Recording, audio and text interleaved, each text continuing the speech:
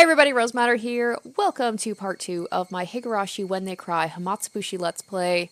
It is good to be back, good to be playing Higurashi again. I hope you guys all had great holidays. We are now back into our regular schedule. So in the last episode, we were introduced to our new character, a detective who is investigating the kidnapping of a politician's grandson and the potential connection to the Onigafuchi Defense Alliance, aka the Hinamizawa group who is against the dam project fronted by the Sonozakis. So we were introduced to the new character, he's been introduced to Oishi, and everything seems to be pretty normal so far, but I mean it's only a matter of time before things go off the deep end, I'm sure. So let's get back into this and let's continue this story. I am so excited to be getting into this again. Waking up in a cheap hotel in the city was by no means pleasant. I remembered even during the long camping trips we had during grade school, I wanted to get home quickly, counting out the days left on my fingers. Waking up this morning, I was somehow reminded of that. Was it a need to be with my wife when she gave birth? A particular type of homesickness? As a productive member of society, as a public servant bound to fulfill his duties, it was pathetic indeed. Those negative emotions faded as I downed my breakfast, which was surprisingly not half bad. The meeting with the informant that Oishi had provided would be tonight. Until then, I couldn't just be lazing around. The Onigafuchi Defense Alliance was protesting the dam's construction in various ways. Included in this was a strategy for improving public relations, which could be categorized into two major forms, combative and peaceful. In regards to the former, as an attempt to keep law enforcement in check, they appealed to the public's sympathy by highlighting the oppressive and inhumane tactics of the police and the brutality of the riot squads. The latter peaceful route stressed how precious the natural surroundings of Hinamizawa was, seeking people who would oppose the dam on environmental grounds. As a part of that, the village of Hinamizawa had invited celebrated zoologists and botanists, as well as environmental groups, to advertise the nature surrounding the town. My goodness, I'm going to have to get back into reading again. It's been a little while. According to the news, in recent years, there had been a group calling itself Hinamizawa Nature Watching, setting up free sightseeing tours. I would have liked to take advantage of the opportunity, but when I called the village administrative offices, they responded it was too late to put in an application for the tour, and they were still undecided as to when they'd be doing another one. そうですか。 Okay, I forgot his name. Akasaka? 次回の募集はありませんか。残念です。あんた、環境保護団体さんですか？それとも雑誌さんの人？いえ、個人です。個人？観光ですかね？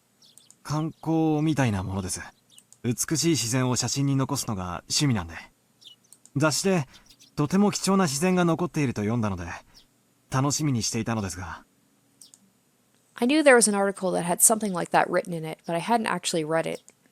Was it this ad-lib lie not going to work?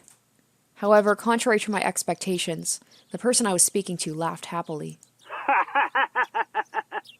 ならあんた、村はちょいと慌ただしいけど歓迎しますよ。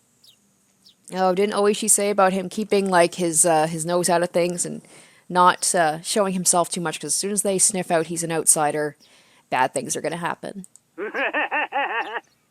ぜひそうさせていただきます。ありがとうございます。あんた、明日は何ですか？お車？もしそうだったら先にナンバーを聞いてくれますよ。 Oh boy, they're gonna suss him out, I feel like. 台湾ないんですがね。 And that laugh is a little strange. That was probably related to the checkpoints they'd set up on the way to the village. If I didn't give them my license plate number, I'd most likely be hindered in various ways. I thought about using the car I'd borrowed from the prefecture, but I was lost on whether it would be okay to tell them that plate number. If the Onigafuchi Defense Alliance was behind the incident, there was no guarantee that they wouldn't be able to find out who I was. I had to play it safe, so I elected to refrain from using the car. いえ、実は車ではないんです。バスか何かがあれば、それで行きたいのですが。バスならありますよ。もうすぐ廃線になってますですがね。そんでいらっしゃい。沖宮の駅から出ますよ。ありがとうございます。探してみることにします。本当、いつ来ます？Hinamizawaさん、初めて？初めての土地じゃ、いろいろとご不安でしょう。教えてくれりゃ、誰か行かせていろいろご案内させますよ。そんな。そこまでしていただくのは申し訳ないです。I almost feel like this is a trap. And once again, that laugh is not helping ease my suspicions about that. 気にせんでください。これも村の自然さ守るためのPRなんですから。Judging by what I saw at the checkpoint, the villagers were at the very least wary of outsiders. That's why, in order to move in and out of the village freely, I had to travel with someone like Oishi or side with the dam protests. Having an interest in the natural environment surrounding the village tied into the peaceful type of PR the village was using. I was a bit against having a watchdog attached to me, but that might actually work out in my favor. The entire village was fired up about the dam protests, so I might be lucky enough to hear some especially candid opinions from the residents. Given that, there was no real reason for me to refuse their offer. 本当によろしいのでしょうか。でしたら本当に助かります。After that, I was shown the bus schedule and directed to which bus I should get on. Somebody would come and meet me at the bus stop in the village. Ooh, I wonder if it's someone we know. After showing me around a spot I'd taken interest in, there was no doubt they'd bring me to somewhere like an anti-dam information center, because I'm like, that's what I want. I want to eventually come across characters that we're familiar with. Then over a cup of tea, they try to indoctrinate me into accepting their principles and beliefs. Well, if that was their aim, there'd be a lot of freebies involved. The world is about give and take, after all. I couldn't be going in a suit. I pulled some plain clothes out of my travel case and changed into something more casual. After that, after calming down by watching some local television, I left the hotel and set out for Okonomiya Station. The bus route that I was told would soon be discontinued certainly didn't look that way. There was more than enough trips on the schedule, and the number of passengers were by no means sparse. It was the main link to Okonomiya, the only town in the area. The types of passengers that stood out were older folk who didn't look like they could drive, and housewives who didn't seem like they had a license. If the area was submerged at the bottom of the lake, it wouldn't matter if there was a bus route. That's why it was going to be discontinued, in the unnatural scheme of things. I could catch a glimpse of the government's intent in cutting off their means of transportation to bully the village into emptying out sooner. It makes sense. According to the documents, talks between the Ministry of Construction and the locals broke down quite early. The government decided from the start to take an aggressive stance on the matter. It was like the fairy tale with the north wind and the sun trying to get the traveler to remove his cloak. Even their bullying had meaning to it. The reason why the Onigafuchi Defense Alliance resisted so violently was because the government was doing unseemly things like that. I was somebody who lived in Tokyo, so for a village or two out in the boonies like this to be submerged didn't seem like a big deal. But I guess for somebody actually living here, it would be a vitally huge problem. Yeah, you think? This route will be discontinued at the end of the financial year. Thank you for your patronage up to this point. We look forward to your continued patronage on our other lines. Okonomiya Transportation. Gazing lazily at the notice of discontinued service posting inside the bus, I counted down the number of stops until the designated one. Along the way, we passed through the checkpoint before without stopping. They knew what time the bus was coming, so they had opened up the barricade ahead of time. From here on out was enemy territory. My palms had at some point become coated in a thin film of sweat. 浮田水道前へ、浮田水道前へ。お降りの方はいらっしゃいませんか? I hurriedly pressed the stop request button as the designated stop was announced. For none of the numerous passengers to be getting off here meant that it must be quite a remote place, aka somewhere where you could disappear and no one would know. In actuality, the stop I got off was so abnormally run down I could tell it was barely used. As soon as I stepped out, an intense atmosphere completely different than the interior of the bus assailed my body. Oh, there's a familiar path. Right now, Oishi or Hondaya wasn't beside me. That's right, at present, I was alone in the middle of enemy territory. My adversaries probably thought I was just an ordinary tourist, but that was nothing more than a ruse. But if by some mistake my true identity was to be exposed, it brought back the terrifying words I had heard at the prefectural office, that if somebody was attacked in Hinamizawa with a knife, there wouldn't be any evidence left behind. I didn't seem suspicious, did I? My clothing was currently casual. It was exactly the type of clothing a city slicker that viewed the countryside as a wholesome getaway would wear. A camera and knapsack. Inside were various things needed for hiking. It was still only June, and maybe it was unusual, but the sun was shining down like it was already the middle of summer. The fact I didn't bring a hat must seem odd. No, it wasn't something to be that concerned about. It's all right. I was just a normal tourist. Just normal. Was there anything suspicious about me? He's saying this all out loud. Asking that as I turn around to look at the bus that was departing. Ooh. Oh! All the passengers by the window were staring down at me silently. Did not think I'd be seeing that face this soon. Ooh, that was spooky. They were staring right at me, as if they had seen right through my proud little outfit, just staring, looking down on me.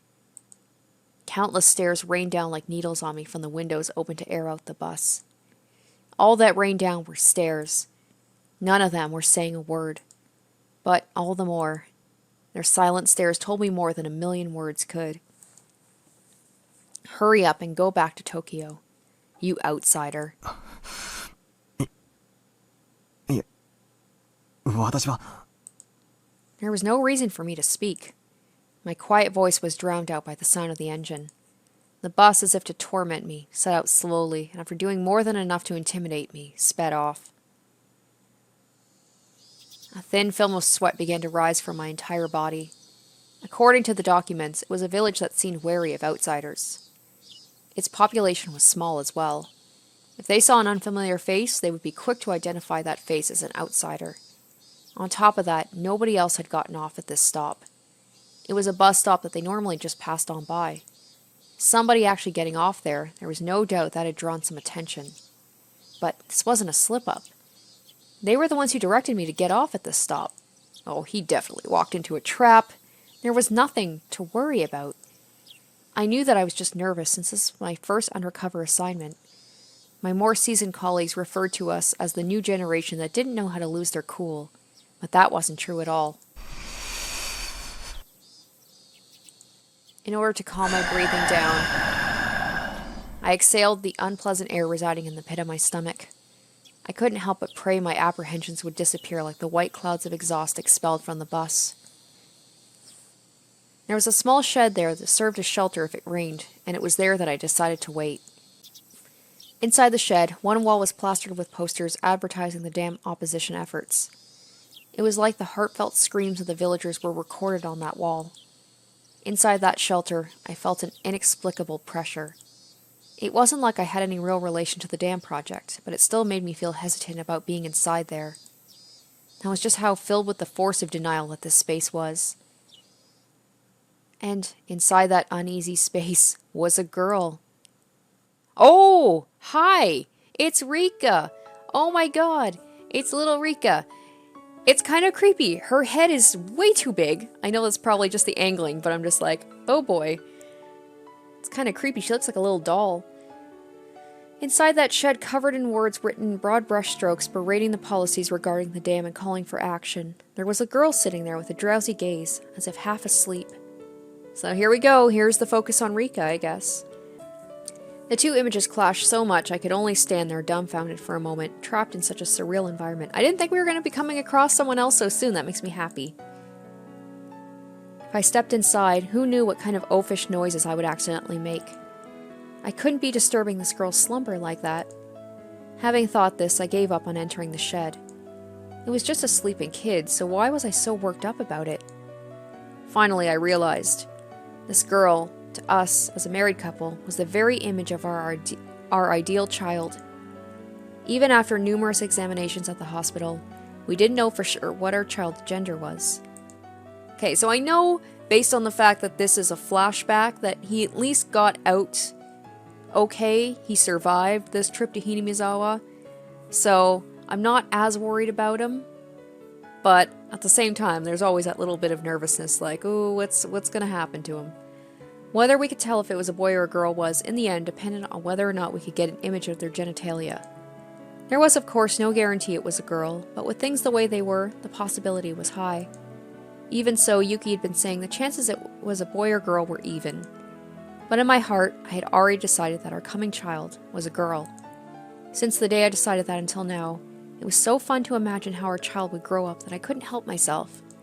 Amongst those numerous imagined forms, the one that I thought to be the most ideal had materialized right in front of me. Of course, a little of that was due to the circumstances. In my ideal image, her hair would be on the short side. The girl in front of me, though, had long hair. It was almost as if someone had taken my ideal and made some small adjustments. It certainly wasn't something unpleasant. All it is this grown man staring at this little sleeping girl all by herself, and it must be a very creepy image. Even so, I felt like I was sullying her just by looking at her like that. Exactly. She had an immaculate, no, a divine air about her.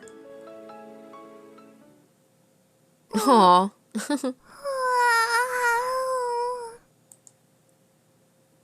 Aww. That girl with an angelic smile, with a yawn wide enough you could see her molars, woke up all of a sudden. I didn't mean to peep, but locking eyes with a girl who had just woken up like this somehow made me feel like I was playing a prank on her, or that you're stalking her and you're looking at her like she's prey. I wasn't doing anything shady, but I became flustered. The girl spoke. No, cried out? Me. Oh, Eureka! Meep? Like that character on the show with the puppets? With the orange hair? I thought it was just one of those greetings kids do. So in order to prove I wasn't a suspicious person, I responded in kind. Me. Yeah, that's not suspicious at all. Me. Yeah, I guess this was quite a while ago, so she would have been pretty young, right? She definitely looks different. She definitely looks younger. Me. The girl stared at me dubiously with a doll-like expression. Cute, but cold and hard to read. Like, how old would she be in this? I can't remember. Would she be like 5 or so? I can't remember how many years before, like, the usual Higurashi episodes this take place. Definitely it's at least, I think, a couple of years before. Well, I wouldn't be surprised. There was, after all, an unfamiliar man right in front of her when she woke up, who responded with meep when she said the same. Suspicious. She definitely thought I was suspicious. Me.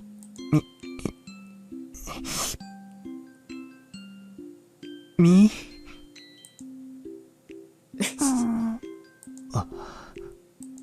We were both at a loss for words. No, the only one lost was me. The girl in front of me, as if inquiring about my motives, stared at me intently. In this silence, I felt like I was the one who had to say something first. Damn it, this girl was way better at interrogating somebody than Oishi. 怪しいものじゃないんだ。 Because that's what not suspicious people say, is that they're not suspicious. 私は、みぱニパ What I could have only described as a cold expression suddenly blossomed into a smile, one that soon infected me. You might be familiar with the term Angelic Smile. To me, it was like that phrase was created just to describe the smile she gave me. The girl smiling while saying Nipa probably wanted me to return the favor in kind. That's right, this was a kid's form of communication. Having the other person emulate what you just did was a rudimentary form of mutual understanding. ニパー みぱ It was a beautiful afternoon in the early summer. What was I doing? みぱ ニパー I love he's trying to match her tone as well. Well, whatever. This was interesting in its own way. She really is adorable. If making somebody happy with just a smile was the work of angels, then this girl was definitely one of them. I couldn't help but pray my own child, who would soon be born, would grow up to be like this girl. That strangely gentle moment was finally brought to the end by the arrival of a car. An older person waved at me from the driver's seat, a dry smile plastered on their face. どうも、こんにちは。遅れて申し訳ないことです。昨日お電話くださった観光の方ですかね。 I wonder if Rika was put there to kind of like monitor him and see if he was suspicious? Because it's kind of a weird place for her to be. あ、はい。お待たせして申し訳ねえ。いや、野良でちょいと遅れましてね。したらと、お乗りくださいな。天気もまんた崩れそうだから、ちゃけちゃけご案内しますよ。天気ですか？ああ、ここいらは崩れると早いよ。今日も夕立になるかもな。そうなったら、ほんと写真さ撮るところじゃなくなるでしょ。ほら、乗って乗って。み Turning around, the girl was standing right behind me with an intrigued expression. Her body language somehow reminded me of a stray cat that followed you after you played with it a little. So charming. あれ、リカちゃまじゃねえですか。ありがたや、ありがたや。ニパ A girl named Rika with an immaculate smile and an old man praising her while rubbing prayer beads in his hand. It was a rather mysterious sight to behold. So the girl turns her face at me, tilting her head a little in a cutesy manner. After seeing that, the elder introduces me as a tourist who came to sightsee Hinamizawa. 村を観光したい若者なのです。 Oh, hello! The girl Rika-chan said that with a smile as she clung onto my arm. まあね、この村の自然がとても貴重だと聞いたんで、ぜひカメラに収めたいと思ったんだよ。私はこう見えてもとっても写真撮影が好きでね。富竹2号なのです。 Oh, Tomatake! 富竹？ Oh, 牧野、 Makino. 僕も一緒に行ってはいけませんですか？そんな、レカちゃまが来ても面白いことなんかなんもないですよ。レカちゃまは境内でマリ遊びでもしててくださいな。A distinctly displeased expression creeped across Rika-chan's face. Being able to show one's emotions honestly on their faces was a privilege young children had. もしお差し支えなければ、この子も連れて行ってあげてください。When I said those helpful words, another smile spread across Rika-chan's face with another Nipa as she clung to me again. Ah, not bad at all. Oh boy. I want this girl to call me Papa. Oh boy. Ugh, boy. No. Father. Dad. Daddy. Oh god. Oh god, it just gets worse. What am I doing? Ever since I met this girl, I was completely off my game. Yeah, she totally is there to suss him out. Just calm down. 風なかんと。レカちゃまはダメだ言うても聞かんしな。知ったらんと、お乗りください。ささ、レカちゃまも。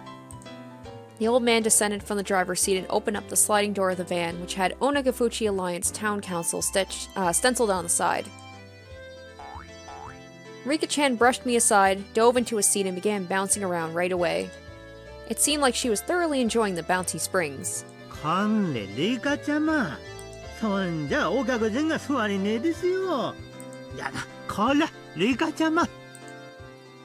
Ah, girls are nice. I wonder if my child will play around like this too. No, no, no, no. It was written in that guide to raising a child, you shouldn't dote on them. Kids are kids. You don't raise them strictly without spoiling them. ふかふかでバインバインでニパ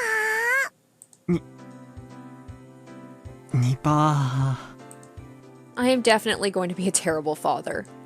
It was decided that I would be a doting parent before my child was even born.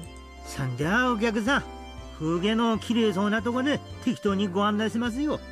お昼は食べましたかいね？ええ、ホテルで軽食を。そんですか。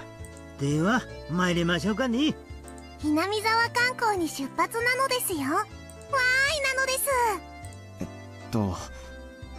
君はリカちゃんでいいのかい？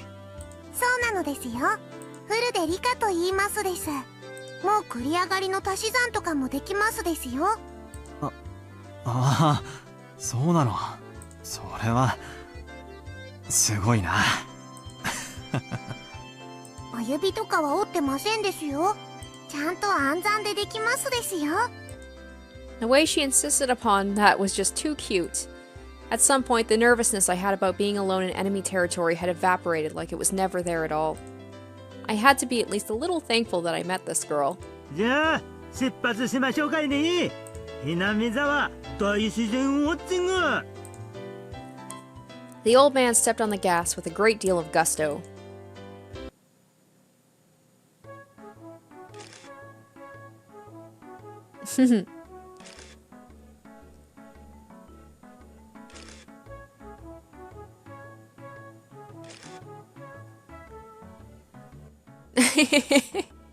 She's so cute. I can see why she just, gets people just like completely are enthralled by her.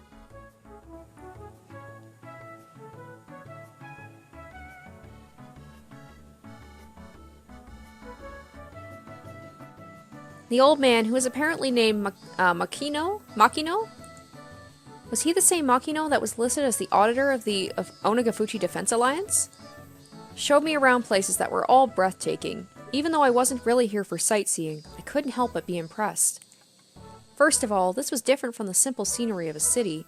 The scenery of a charming village like this, no matter how mundane it seemed to the villagers, had a tranquil appeal to it.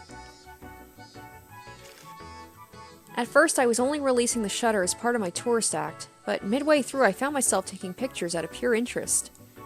Tourist traps had their own unique allure to them, but there was nothing like that here. I was especially captivated by the unspoiled nature of the place. There wasn't that whole uproar over the dam. I would want to bring Yuki with me here some other time. I wanted her to breathe in this fresh air, as well as show her this rejuvenating verdant scenery. こんなのが面白いのですか？赤坂は変な人なのです。いや、こういう円筒状の郵便ポストなんて今はとても貴重だよ。どことなく漂うノスタルジックな雰囲気は渋いと思わないかな。ひなみざわは楽しいですか？ん？ああ、楽しいよ。退院したらぜひ家内を連れてもう一度来たいよ。Oh boy, be careful about that, about giving personal information. They could look into that, I'm sure. その時には生まれている子供も一緒にね。And they'll use that child to threaten you, probably. 今は出産を控えて入院している。Oh my god, that's totally... I have the feeling that that's totally why they had Rika wait there for him, is because she's just good at letting people's guards down, and now he's just vomiting out personal information that they could probably use later to threaten him. Be like, oh, you've got a wife and a kid. Be a shame if something happened to them. 予定日がもうすぐでね。君みたいな可愛い女の子だといいんだけど。お客さんはもうすぐおめでたですかいね。そんなにいけねえよ。奥さん惚れ出してこんなとこに遊びに来てちゃ。I was momentarily at a loss for words. It was exactly how Makino said. There was no good reason for a man who was waiting for his wife to give birth to be playing around idly in this place. Did I slip up? Yeah, you totally did, dude. まあ、ひなみ沢への旅行は前々からの予定だったんで、妻の家族が付き添ってくれているから大丈夫だし。そんなに前から予定してたんなら、もしかめ間に合わんとかいね。You totally slipped up, bro. いや、そんだったらこんな窮屈な思いさせんと、綺麗な観光バスで回れたのに。It didn't seem as if Makino was actually digging for anything. But if this conversation continued any longer, it would put some unexpected holes in my cover. I halted the conversation by pretending to take another picture. じゃあ、最後の一番景色のいいとこさ案内しましょうかね。It was slightly before evening. The sun was still burning brightly, but a cool breeze had begun to mix itself into the air. It seemed my exploration of Hinamizawa with Rika-chan was just about done. 一番景色のいいところですか？そんなリカちゃま、境内からの景色さを置いて他にはありませんやね。Hearing that, Rika-chan smiled even more. では、赤坂を僕のお家へご招待なのです。リカちゃんのお家って？神社ですよ。古で神社。高台にありましてね。景色さ見られるんですよ。Now there we go. There's his way to get into the shrine without worrying about the whole thing about the police and needing a warrant or something, and they have the, don't they have like the meeting place for the Defense Alliance, I believe, is at the shrine? フルデ神社 The girl who called Furude Shrine her home, Rika. If I remembered correctly, her full name was Rika Furude. And Furude was, that's right, one of the three families. Even if the Sonozaki family is said to hold all the actual power, it was still one of the old houses that held some authority. No, more important than that right now was Furude Shrine. If I remembered correctly, Oishi had told me. Within the grounds of the Furude Shrine, there were the offices of the Onigafuchi Defense Alliance. And since the land around Furude Shrine was private property, the police couldn't set foot there heedlessly. So it's a good thing he went, but man, that slip-up might cost him. Furude Shrine, where even Oishi couldn't simply set foot into. The main base of operations for the Onigafuchi Defense Alliance. I had been given the unexpected opportunity to enter there. I couldn't have asked for more. 楽しみです。ぜひお願いします。じゃあ酒々参りましょうかね。天気も少し怪しいですからな。 The sky had suddenly become overcast. It wouldn't be odd if it had started raining soon. The cicadas, as if they're trying to finish their daily allotment of chirps before the evening, cried out even more fervently. Alright, here we go. So we're getting somewhere. We met Rika, which is nice. We're gonna get to go to the shrine. He's gonna try not to slip up again. By being hopefully not too insistent about like, hey, let's go to this building where this meeting place is. The van stopped in the shrine's parking lot.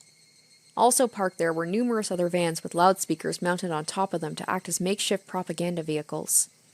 On the side of each vehicle was scrawled, "The dam project must be demolished.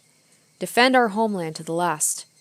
No Oyashiro-sama's anger," or a slogan of a similar kind. They gave the feeling that even without using the loudspeakers, there was enough to overwhelm any onlookers. Vertical banners were erected in various places. The contents of those banners were similar. They were all objections against the dam or crude insults towards the government. There were horizontal banners, placards, and so on and so forth. They proclaimed that without a doubt, this was the headquarters of the Onigafuchi Defense Alliance. For Rika-chan, however, this hectic place was also her home. 着きましたのですよ。ただいまなのです。 Rika-chan crawled over my lap and exited the vehicle first. Makino had noticed I was looking at protest banners. 前座はダム反対運動の事務所も兼ねてましてね。こんな風景もあんたらには反安保闘争みてえで懐かしいでしょ。Student movements against government policies, movements that bordered on terrorist activity, were at one time commonplace, if only in order to garner global attention. Students holding out in lecture halls, brawling with the riot squads that charged in. It was an age where wasting one's youth like that was widely considered a road to glory. It was slightly before my time. 私は別に活動家ではありませんので、普通に学び、普通に卒業しました。国の政策にあのような暴力や立てこもりで対抗しようというのには。はあ。Uh-oh, was that a bad thing to say? あんた、それはそれで立派な意見さお持ちだね。政策に意見したかったら、同じ意見の政治家に投票するか、自ら政治の世界に飛び込み、正当な手続きを持って意見を主張するべきであると思っています。それが民主政治の原点です。I feel like that's not going to play very well with these people. それに、暴力で挑戦するなど、あってはならないと思います。For a young'un, you have some fine beliefs. I saw that feeling of respect reflected in Makino's gaze. At that moment, something tugged at my sleeve. 赤坂が何を言っているのか全然わからないのですよ。 Rika-chan, feeling like she was the only one who didn't understand the conversation, had a look of displeasure on her face. That expression was so charming I had to keep myself from grinning like an idiot. It's often said that a father wants to spoil his daughter rotten. I think I understood that feeling very well. ごめんね。リカちゃんには難しい話だったね。日本は平和の国だから、自分の言いたいことは平和的に訴えなきゃいけない。暴力で訴えてはいけない。ということさ。No matter how much I explained, a girl who was just boasting about being able to carry digits over when adding things probably wouldn't understand. It probably wasn't something to talk about in front of Rika-chan anyway. Oh. では赤坂、 Uh-oh. 僕たちの村はどうやったらダムに沈まなくなるのですか？ Now, don't underestimate Rika. She's far more mature than you would think. Even if I regretted my careless words, it was too late now. Here I was at the main headquarters of an organization telling them their way of doing things was illegal. Preaching that violence was not the answer. He's not a very good undercover cop, is he? A complicated feeling had mixed itself in with the respect in Makino's gaze. It was then that I finally realized. It wasn't that simple. There wasn't a soul who would argue that what I was saying wasn't correct. Using violence to get one's way was something that everyone knew you shouldn't be proud of. However, right now, Hinamizawa was in a predicament that couldn't be overcome with peaceful means alone. The legality of the Hinamizawa Dam projects, through the efforts of the various propaganda campaigns enacted by the Onigafuchi Defense Alliance, was being called into question. If they further strengthened their campaign, they might be able to suspend or change the construction plans. But that was at the most just a possibility. If the government proceeded with the construction as planned, it wouldn't be long before this place was at the bottom of a lake. If it wasn't for the unrestrained resistance of the residents of Hinamizawa, this place might already have been underwater. 僕たちはここでしか生きていけないのです。都会では生きていけないのです。 The words of this remarkably young girl were all too accurate, carrying with them the screams of the hearts and minds of the residents of Hinamizawa. Maybe it's gonna end up with this guy just flipping on the cops and like he ends up siding with the residents, and I don't know, like he seems like it could go either way. It's like, I know he's got a job to do, but maybe he's just gonna be taken in by Rika's charms. He'd be like, no, we must protect Hinamizawa. Of course, there was nothing I could say to respond to that. I could only respond to Makino and Rika-chan's heavy words with silence. すみません。よそ者が気安く言えるような問題ではなかったですね。謝罪します。Makino, unsure of how to reply for a while, could only laugh pointlessly. お客人たちのようなよそに住んでる方々には関係ねえことです。Hinamizawaさん気に入ってくださったんなら、お客人のお友達みんなにもHinamizawaさん素晴らしいところだって宣伝してください。そういうのが何十年何百年と広がっていけば、この村さダム底に沈めるなんてふざけた計画もやがてはついえるんですかね。 He followed that with a smile that said, please don't think much of it. Makino letting me not worry that much really was a stroke of good fortune. Becoming infatuated with the idea of making friends with a little girl had made me completely forget my apprehension about being in enemy territory. Being reminded of this right before I was going to step into their headquarters might have been a good thing. If we'd had this exchange in the middle of their office, if there was a short-tempered youth in there, they might have come at me. Thinking of how extreme they were, in the worst case, my life could have been in danger. It seemed that I looked quite despondent at that moment. Makino, thinking he had said something wrong, became flustered trying to think of a way to improve my mood. 本当に軽率なことを言いました。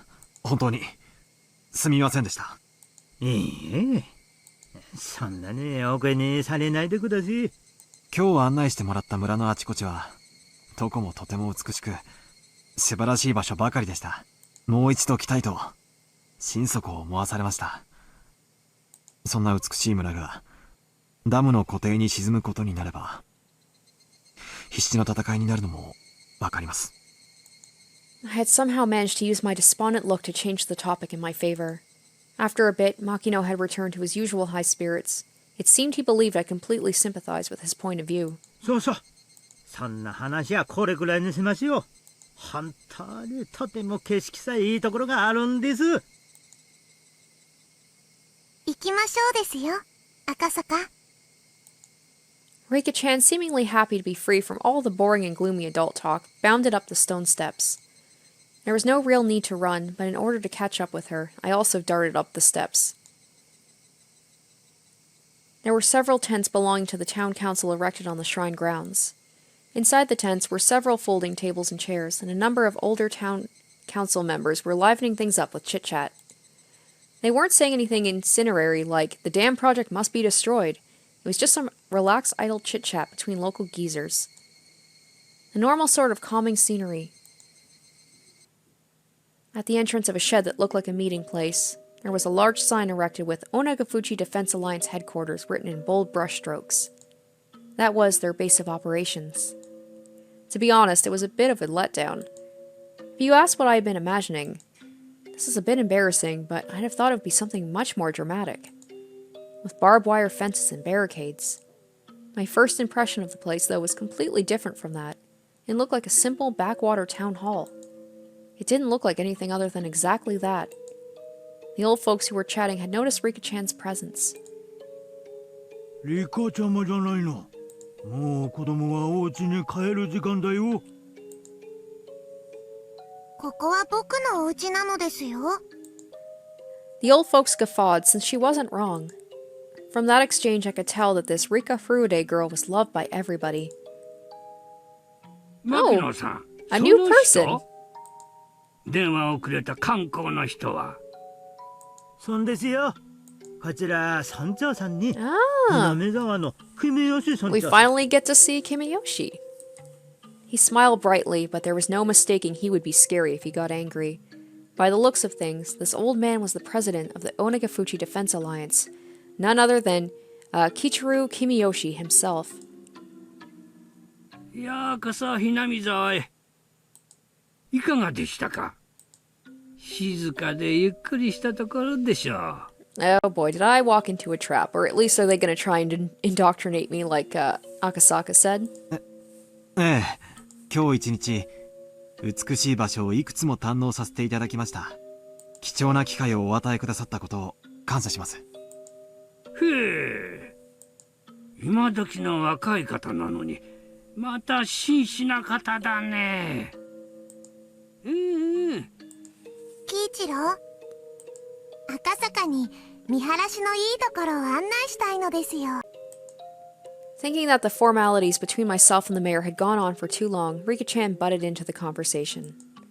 For her to call the mayor by his first name, I felt it was a little strange, but none of the villagers seemed to mind. A girl of the Furude household, one of the 3 families. She was probably different than the average villager. 赤坂、こっちなのですよ。 What if she shoves me in the storage warehouse? Rika-chan tugged at my sleeve, and then Mion's waiting there to torture me until I tell them who I am. Not resisting, I allowed myself to be pulled over, and waiting for me was a magnificent view. これはすごい。 It was an observation deck that looked down on the village. They, knowing that this was the best view in the entire village, kept quiet as I stood there, awestruck. I was holding a camera, but I had completely forgotten to even glance through the viewfinder. This view, no matter what kind of film it was printed on, it wouldn't be able to show everything. If there was a way to explain it, it would only be what I would be able to put into words. It was just such a breathtakingly spectacular view that I struggled to find a comparison. For a while I was left awestruck. I could only stand there and wonder. A cool breeze helped abate the rush heating through my body. That comfortable sensation also left me speechless. Rika-chan, who had been holding onto my sleeve the entire time, spoke. 僕の一番のお気に入りの場所なのですよ。 As she said that, she showed me another adorable smile. That smile seemed very fleeting. If you ask why, that was because the view from her favorite spot would eventually be submerged under the deep green waters of the dam reservoir. こんな村が湖底に沈むことになってるなんて信じられないよ。 It really does seem like he's being indoctrinated, though, doesn't he? I said it quietly so only Rika-chan could hear it. I regretted it as soon as I did. For those words were all too cruel. However, Rika-chan didn't let them cast a cloud on her expression. In fact, she replied with a smile. 沈みませんよ。ダム計画なんて必ずなくなっちゃいますのです。 It was just like a little girl to say something like that. But you know, because of Rika, there's something more to her words than just like childlike innocence. There was no basis for her saying so. It was just her wish. 赤坂はこの村が沈んでしまうと思っていますか？沈んでほしくなんかないよ。I knew how important the dam was. I knew that it was necessary. I just didn't want to recognize the sacrifices that would be made. I agreed with the project in general, but I couldn't agree with some of the details. But if it meant that this girl's beloved scenery wouldn't be taken away from her, I might be able to object to the dam. I might be able to ignore the interests of the nation, the development of Japan, all for the sake of one girl's smile, the power of Rika. I'm not really much of a humanist, but how sentimental of me.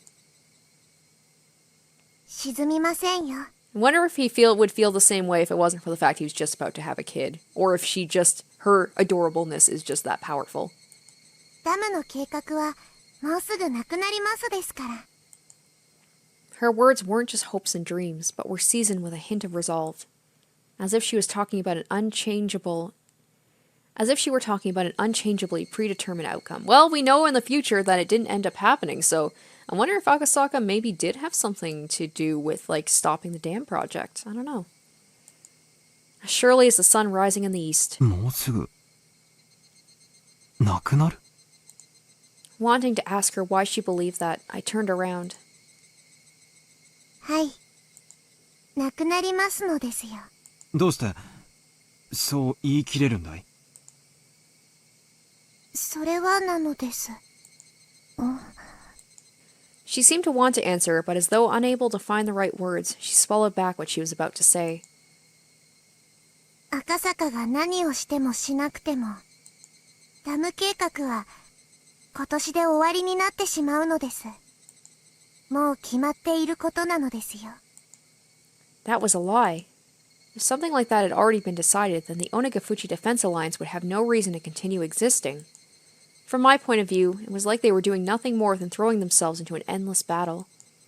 If they knew the dam project was cancelled, it would feel much more relaxed around here. This village, though, could hardly be called relaxed. For evidence of that, I just had to remember how charged the atmosphere was at the checkpoint or at the bus stop. The villagers, with their misplaced resolve, were still fighting. And this girl, even knowing the villagers' grim resolve, had already declared their victory. The villagers throwing themselves into this endless war, and this optimistic girl who said they had already won. That contrast was somehow strange. どうしてそう思うんだい? 何か確信があるなら私に教えてくれないかい? No, don't push her, dude. Rika-chan stayed silent for a while, seemingly choosing what to say. だって。だって? She looked like she was lost on whether she should continue or not. As if she were troubled on whether it was okay for her to say it. That kind of expression. 決まっていることなのです。他に言いようがないのですよ。決まっているって言ったって。It really is just like a little girl to say something like that. I couldn't believe it was actually true. She's probably talking about, like, oh, Shiro-sama has already decided that's not going to happen. Or she knows about, this Defense Alliance and what they've done, maybe? They know, like, she knows that they kidnapped the grandson and that he's going to cancel the project. She was the only one saying such things with such confidence. My real mission that I had forgotten about during this fun-filled day resurfaced at the back of my mind. The kidnapping of the minister's grandson. Had the Onigafuchi Defense Alliance kidnapped the minister's grandson and already succeeded in negotiating the cancellation of the dam project? Did Kimiyoshi actually already know that and was just playing dumb? Was that what this little girl was telling me? Akasaka. The girl called out my name suddenly. なんだい? Oh. 東京へ帰れ。 Oh. Huh? I wasn't only surprised at the sudden command. Ever since I came to this village, I had never once mentioned I was from Tokyo. Oh, that was creepy, how adult she sounded. Well, based on my accent, she might have been able to guess where I was from. What was I getting so worked up over? It was probably the sudden and complete change in her demeanor. あなたはさっさと東京に帰った方がいい。 Oh my god, she sounds like 10 years older than she is. Jesus, that's creepy. It's like an adult that's taken over her body. Oh, it's weird seeing Rika so... I'm not saying demonic. She doesn't look demonic, but she just looks so different. でないとひどく後悔することになる。 The girl had been holding my sleeve the entire time. She'd been tugging at my sleeve since hurriedly dragging me over to show me this wonderful view. But this was the adorable Rika-chan who I'd spent the entire day with. There was no way she could have been replaced with a doppelganger when I wasn't looking. There's the talk about the doppelgangers again.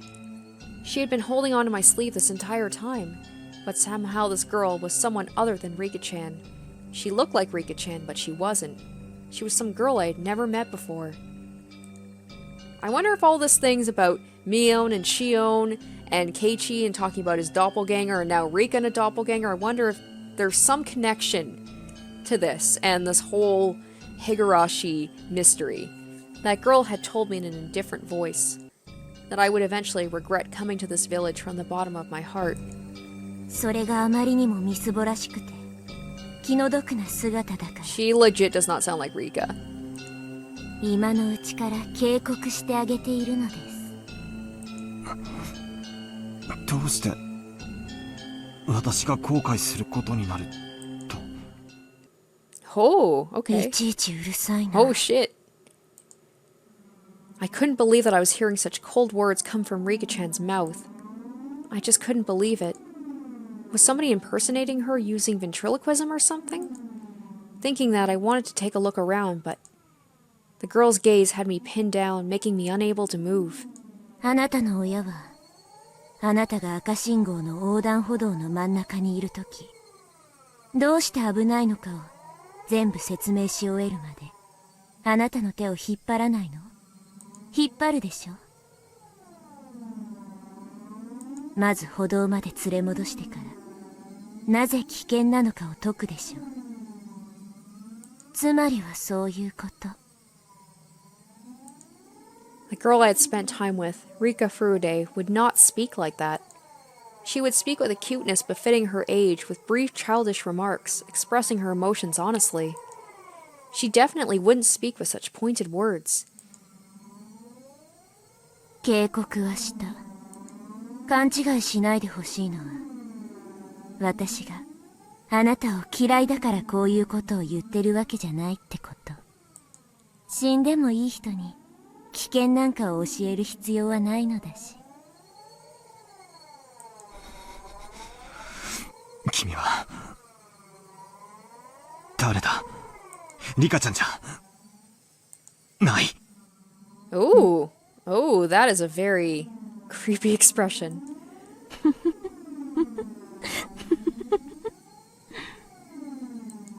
Oh boy, it's time to ruin every character. It's like every chapter, I won't say ruined, but like in all of the chapters so far, Rika has managed to stay cute.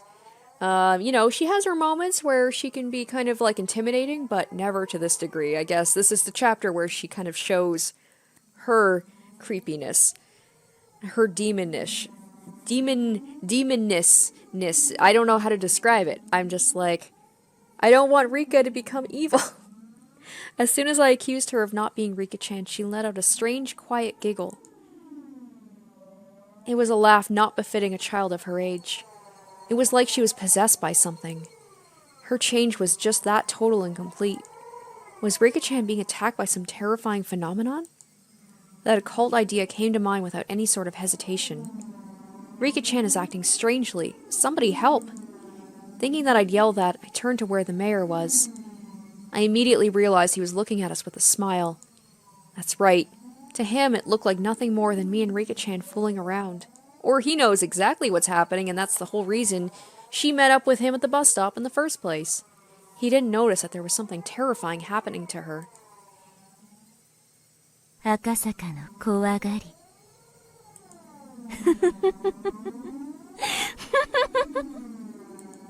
The girl had obviously grasped that I was afraid. Noticing that and calling me a coward, she laughed again. That cackling girl, approaching me in a strange manner while still laughing, lost her balance and fell flat on her face. Rika-chan fell down. If it was just a while before, I would have extended a hand to help her up without hesitation. But now, extending a hand to this ominous girl who looked like Rika-chan but wasn't, required a bit more courage than I had at the moment. Me. The girl cried out thus. She then squirmed upright and dusted herself off.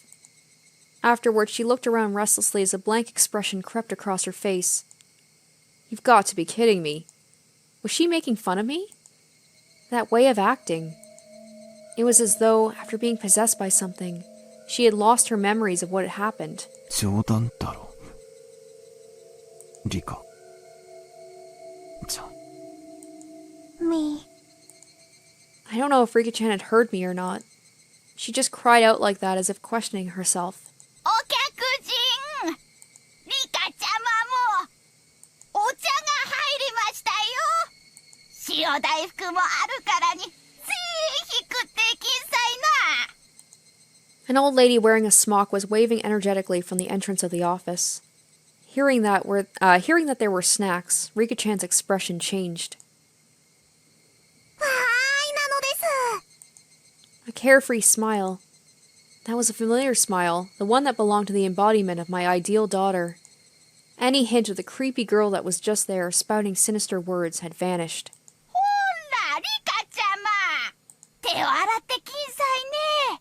バッチおててにゃ食わせるまんじゅうありんせんね。ちゃんと洗いますですよ。Rika-chan responded with vigor, running off to the washing station that was along the side of the office. She stopped halfway, turning around to call to me. 早く来ないから僕は赤坂の分までおまんじゅうが食べられてホクホクなのです。うん。お手手を洗わない人はおまんじゅうが食べられないのですよ。No matter how you looked at it, that was Rika-chan. Those words and the way she said them, no matter how you heard them, they were definitely Rika-chan's. ほんでお客人大人なんだからお手本を示してやってくださいな。 The old lady urged me to wash my hands. Without any resistance, I lined up beside Rika-chan at the wash station. Splish-splash. I stared at Rika-chan, intent on washing her hands properly like she had probably learned at school. みー、間違っていますか？間違いって。僕のお手手の洗い方です。金シールを4個しかもらったことないです。僕はお手手を洗うのがきっと下手なのですよ。間違ってなんかないよ。それだけしっかり洗えてれば十分だよ。それだけではダメなのですよ、赤坂。ちゃんとたわしを使って爪の間の赤も落とさないと金シールはもらえないのです。うん。リカちゃんは真面目で偉いな。ニパー。赤坂に褒められましたのです。 No matter how you looked at it, it was Rika-chan. There was no trace of that girl from before. Exactly what was that sinister girl? リカちゃん、さっきのあれはどういう意味だい？さっきリカちゃんは私に東京へ帰れってそう言っただろ。言いましたのですか？ I was at a loss for words. She didn't remember what that girl just now had said. Like I would ever believe something as occult as that could happen. Like I would ever believe Rika-chan could be possessed by that strange girl and say those creepy things. リカちゃんが確かにそう言ったよ。Her expression told me that, despite my saying so, she had no idea. She wasn't playing dumb. She actually didn't know. Exactly what was that just now? Just as Rika-chan had, I let a look of confusion creep across my face. So it's like every chapter so far, except I wouldn't say Sadako. Sadako didn't really seem to be quote-unquote possessed. I mean, Rena, yes, she definitely had her moments. Mion had her moments. Sadako, not really. She seemed like herself the whole time. There was that part at the end where she got upset with Keiichi, but Keiichi seemed to be the one, more than anyone, who got possessed. aka possessed. I'm saying possessed with quotations. I don't know if that's actually a thing in this game. And Rika, right now, definitely something happened there. So there does seem to be these connections across all these chapters. It's just a matter of figuring out why it's happening. I still don't know. The two of us, both looking like we had no idea what was going on, must have certainly been a humorous sight to behold. While partaking of tea and snacks, I was shown a propaganda film shot by the Defense Alliance that highlighted their resistance efforts. Older folks talked passionately on how long and grueling the fight against the dam was, but they fell on deaf ears.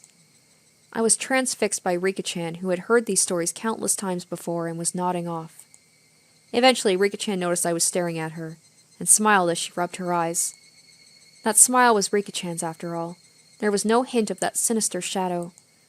After that, my unreasonable fear of Rika-chan lessened with the passing of time, but I could by no means forget what had happened. It eventually grew dark. The mayor said that they had prepared dinner, but I said I would come again tomorrow and took my leave. I had to return to the hotel and file my regular report with the section chief. そうですか。では、また明日もぜひいらっしゃい。お電話さくれれば、すぐに迎えを出しますんでね。ご好意感謝します。ぜひ明日も遊びに来ようと思います。ええ、さしてあげてくださいな。あんた、レイカちゃまに大層気に入られたみたいだしね。赤坂は明日も来ますですか？明日は5次元で終わりですから、3時くらいに来てくれると嬉しいのですよ。I wonder if we're going to see any of the other ones. It really does seem to be centered on Rika and Akasaka, so maybe we won't see Mion or Rena or Sadako at all. Rena at this time, would she be living in Hinamizawa? Because I know that she lived in another city. She left Hinamizawa and then she came back, so I wonder if she would even be... I don't think so, because I think she came back pretty recently to Hinamizawa before Keiichi showed up, so I'm not quite sure. Please come again. That pure smile urged me to do so. There wasn't a trace of that evil aura. Depending on what had happened next, all that might end up as nothing other than my hallucination. Thinking about it logically, if the daughter of the Furude household, one of the three families, had taken a liking to me, then this was a strong foothold for my investigation from here on out. It was like a free ticket for a reason to visit Hinamizawa. If only I could treat that little incident as a figment of my imagination, and having this girl who was the embodiment of my ideal daughter grow so attached to me wasn't bad either. I had successfully dove into the belly of the Onigafuchi Defense Alliance, and had the mayor as well as other important members of the alliance welcome me with open arms. This was a great turn of events. However, I still felt uneasy. Getting back to the hotel, I forced down an almost painfully cold beer until I could clear my mind. The shock from that incomprehensibly strange incident continued to torment me.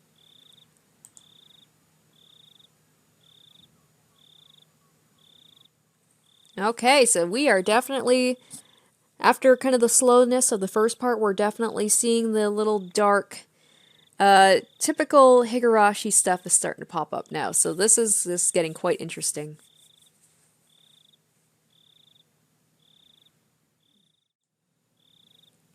Alright.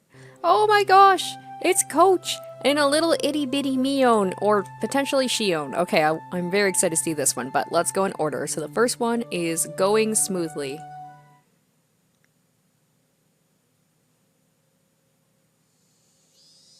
The sound of the car grew closer, followed by the sound of it braking as the engine cut out. At that moment, his up until now lackadaisical footsteps grew decisive as the man in the room dashed up to the wall beside the window and carefully peered outside. It was his comrade's car. Even so, he still didn't relax his guard. Eventually, the sound of footsteps approached the door. Thump. Thump, thump, thump. It was the passcode. 帰ってきたね。開けちょくれな。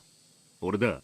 Nope, this is probably the guys who kidnapped the grandson. ああ、お疲れ。今開ける。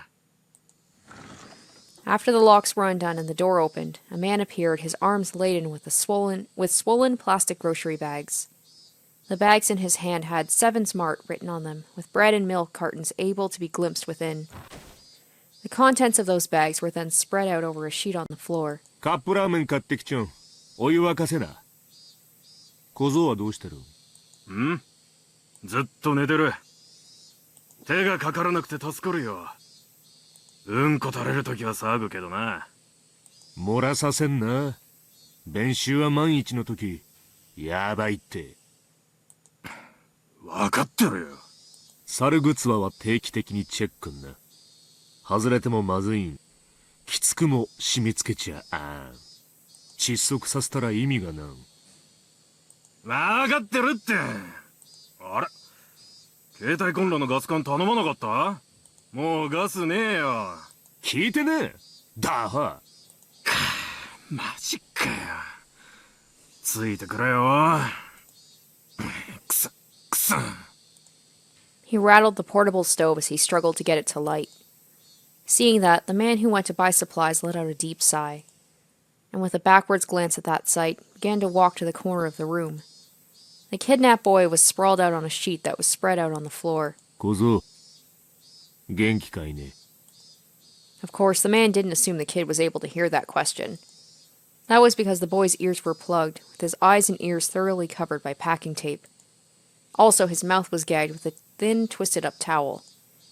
Because of that, the boy was unable to close his mouth properly, his cheeks sticky with his own saliva. Of course, that wasn't the only reason. Both his arms were tied tightly behind his back with a leather belt. 今んところ順調らし。命の心配はない。お前のじいさんがしぶり寄ったん。耳たぶの一つも切り落とさなきゃならんかったんけ。やらんくて済んで助かりよんよ。本家はこうと決めたら鬼やんね。No, main family. どんな残酷なこと命令するかも想像つかん。Okay, so it's confirmed. It's, at least one of the families is in on it. その本家が小僧に傷一つつけるな言うてんから、とにかく順調なんだろうな。And I have a pretty good idea, based on past experience, which family is the one who's willing to, lop off a kid's ear. 大臣はダム計画を撤回で水面下工作。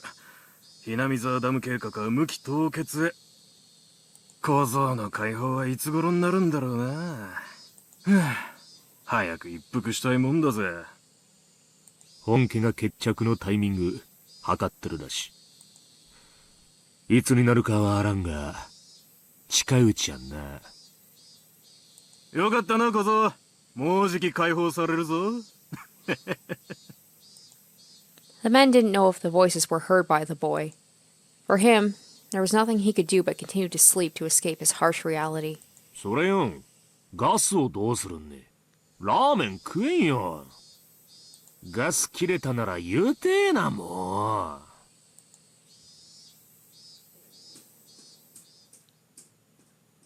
う。Alright, so there we go. It's been established that, you know, it was one of the families. The dam project was halted because of them. So, why, like, I'm just curious if that's the case. What more is there to be done with Akasaka and this whole thing, right? I don't know. I guess it depends on when this is taking place. Okay, next. Why I like rainy days.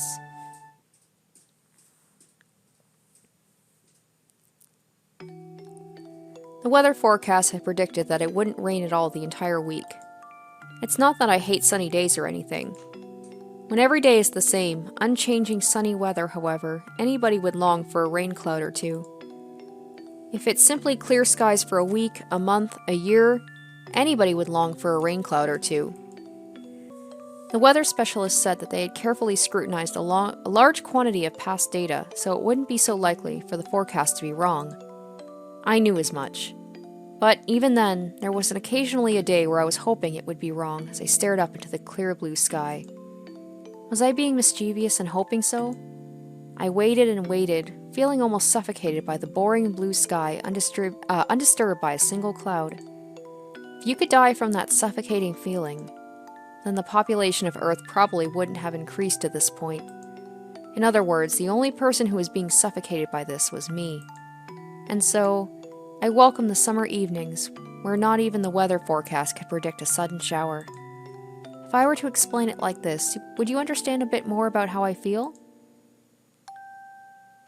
Oh, okay, we're in Keiichi's house now. I was wondering who's the one who's narrating this. Let's say that tonight's dinner was going to be curry rice. But when you're called down to the dinner table, what was waiting for you was instead an eggplant and bell pepper stir-fry. Ugh, I would feel offended. I love curry. This is just on your mother's whim, by the way. I would be delighted by such whimsy. I don't really like eggplants or bell peppers, but still, I would be delighted. Well, that's one person saying that. The fact that the pre-established routine of curry rice had been broken would be amusing. If tonight was repeated 100 times, and 100 times you had to eat curry rice. Yet for just this one night, that was changed to an eggplant and bell pepper stir-fry. There's no way you couldn't enjoy that chance happening. I hate pre-established routines. I really hate when things are all decided beforehand. I have no love for boredom. I always get my hopes up that something today will be different from yesterday, no matter how trivial. It's been decided that this entire week starting today was going to be clear skies. The weather forecast decided upon it, so the god of weather must also feel obligated to do so. But who's to say that a rain cloud might not just show up one day on a whim? It's something that nobody can say for sure. But because that thought remains in this world, a creature such as myself can continue living without feeling suffocated. Tomorrow will probably be a hot and clear day.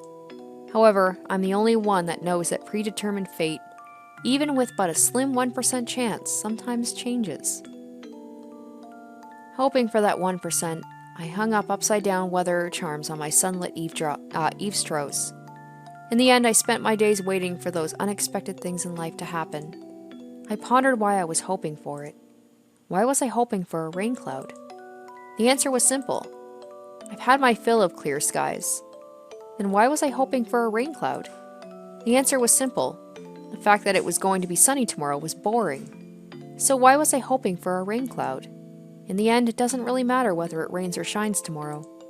Basically, it was just that the rain would water my heart, which was withered from boredom. That's why rather than a TV drama where the plot's already been decided, I prefer to look up at the sky.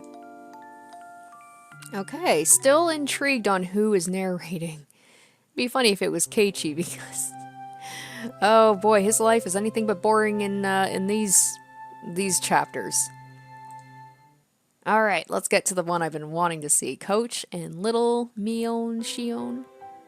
Some familiar faces.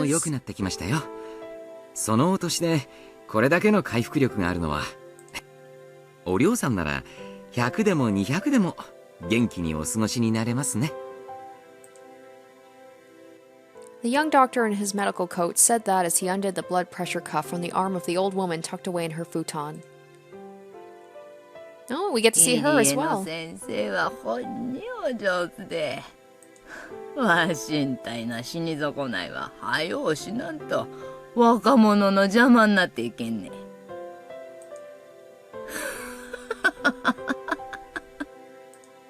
The old lady, Oreo, laughed faintly with a broad smile on her face.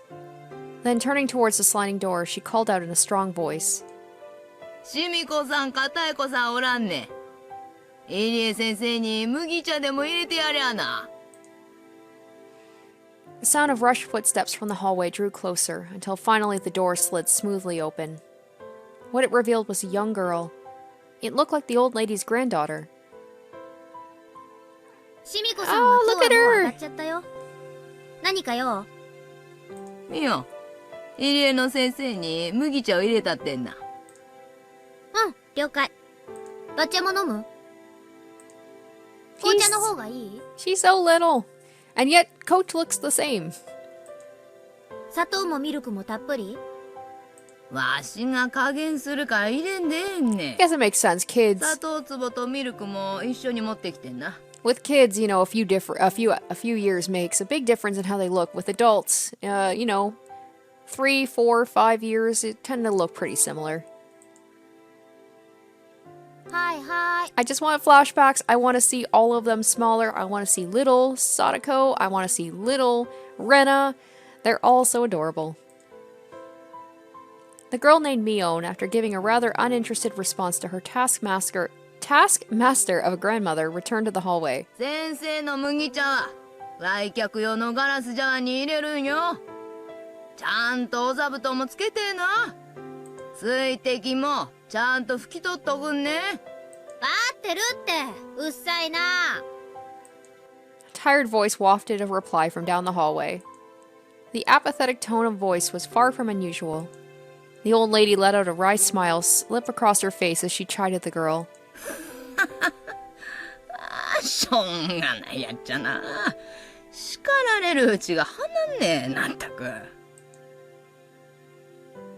お嬢さんお嬢さん、まあ、そこまでは言わなくても、ミオンちゃんも若いなりに頑張ってますから。あれの母親もな、しょうがないやっちゃったんね。よう似とる。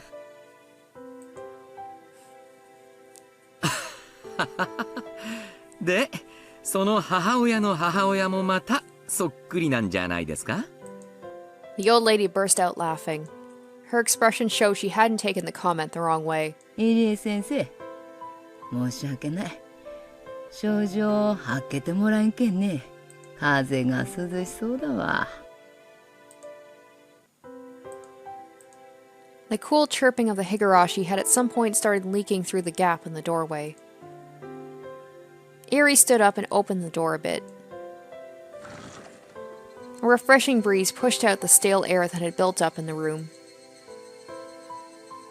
日中はだいぶ暑くなったように思うんですが、まだ朝夕は涼しいですね。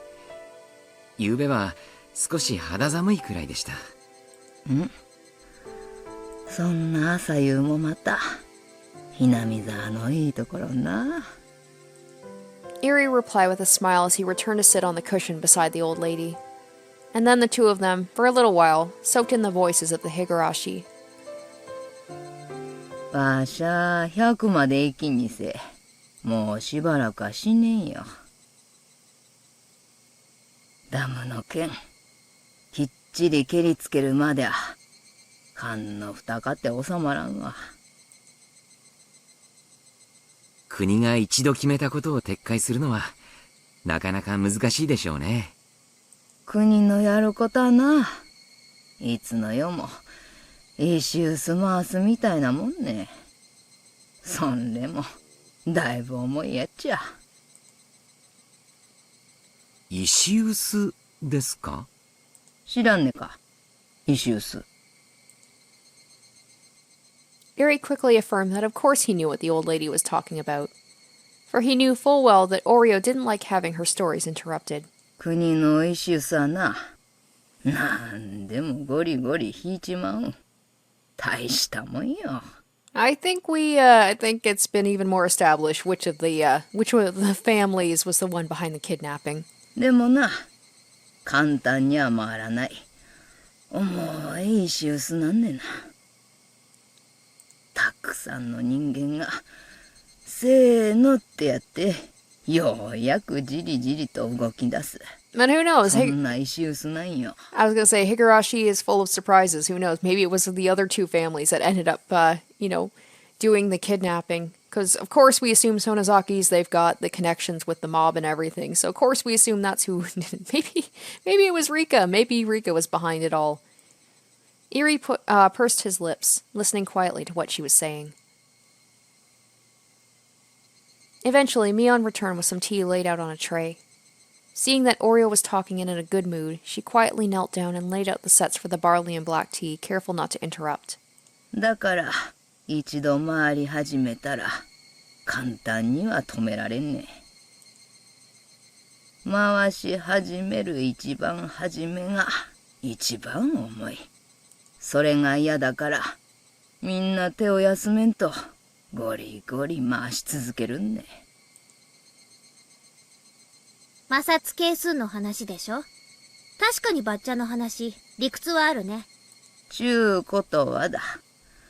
何かの間違いで、突然石臼が止まっちまったら、また回すにゃどえらい力がかかる。ちゅうこったな。確かに、一度中断した計画を、もう一度動かすのに必要なエネルギーは、かなりのものでしょうね。簡単には止められん石臼だけどな。一度止めれば、二度とは回らん。そういう石臼よ。石臼を止めるいい手があればいいんですがね。When Eri responded with that, Mion and the old lady suddenly sunk into silence. Oh, so Mion's in on it too. She's even got her little granddaughter knows something's going on. Eri, instinctively thinking he had said something rude, searched in a small panic for the words to correct himself. But that silence wasn't the result of rude words. For what crept across Mion and the old lady's faces was contemptuous smiles. Oh, ooh. Oh, Mion started from a young age, I see. Ooh, well, they did say... Mion did say when she was young she was involved in the protests, so that shouldn't be too surprising. The atmosphere surrounding Eri suddenly froze, leaving him flabbergasted. Thinking that the scornful smiles creeping across both their faces was the result of some mistake of his, he could only grow afraid.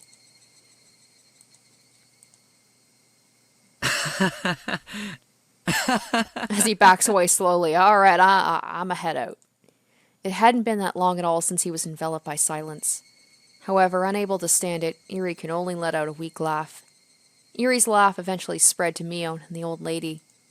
Not knowing exactly what they were laughing at, their laughter left a lingering chill. The only ones not laughing were the Higurashi, who continued their simple and unchanging chorus. Interesting. Hopefully we do get to see these characters throughout the chapter, not just in the tips. I would like to even just have run-ins. I know this is Rika's chapter, but even just like Akasaka just crossing their paths in Hinamizawa would be nice. Okay, there we go. Interesting. Alright guys, so that will end this part of Higurashi Chapter 4.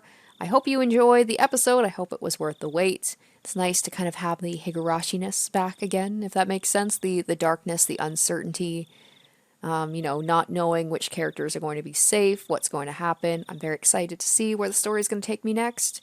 I hope you will stay tuned for the next episode. Until next time, bye guys.